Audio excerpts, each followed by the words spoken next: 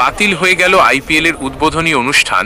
কি কারণ জানিয়ে দিল ভারতীয় ক্রিকেট বোর্ড। উদ্বোধনী অনুষ্ঠান বাতিল হলেও বিসিসিআই এবং আইপিএল গভর্নিং কাউন্সিল ঠিক করেছে ফাইনালের দিন সমাপ্তি অনুষ্ঠান হবে। বোর্ড সচিব দেবজিৎ শইকিয়া এই খবর জানিয়েছেন। এবারের আইপিএল এর উদ্বোধনী অনুষ্ঠান বাতিল করে দিল ভারতীয় ক্রিকেট বোর্ড। গত বছর ৪ জুন রয়্যাল চ্যালেঞ্জার্স বেঙ্গালুরু প্রথমবার চ্যাম্পিয়ন হওয়ার উৎসব চলাকালীন পদপিষ্ট হয়ে ১১ জনের মৃত্যু হয়েছিল। নিহতদের প্রতি শ্রদ্ধা জানিয়ে এ বছরের উদ্বোধনী অনুষ্ঠান বাতিল করার সিদ্ধান্ত নিয়েছে বিসিসিআই। তবে বিসিসিআই এবং আইপিএল গভর্নিং কাউন্সিল ঠিক করেছে ফাইনালের দিন অর্থাৎ ৩১ মে জমকালো সমাপ্তি অনুষ্ঠান হবে।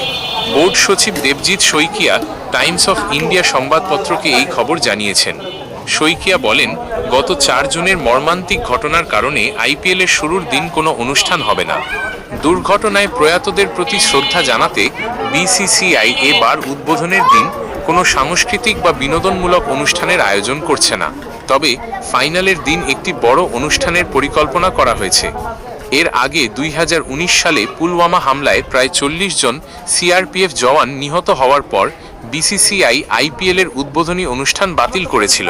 তখন বোর্ডের দায়িত্বে ছিল সুপ্রিম কোর্ট নিযুক্ত কমিটি অফ অ্যাডমিনিস্ট্রেটরস। সেবার উদ্বোধনী অনুষ্ঠানের জন্য বরাদ্দ অর্থ নিহতদের পরিবারকে দান করা হয়েছিল। আগামী শনিবার আইপিএল শুরু হচ্ছে। বেঙ্গালুরুর চিন্নাস্বামী স্টেডিয়ামে সানরাইজার্স হায়দ্রাবাদের মুখোমুখি হবে রয়্যাল চ্যালেঞ্জার্স বেঙ্গালুরু।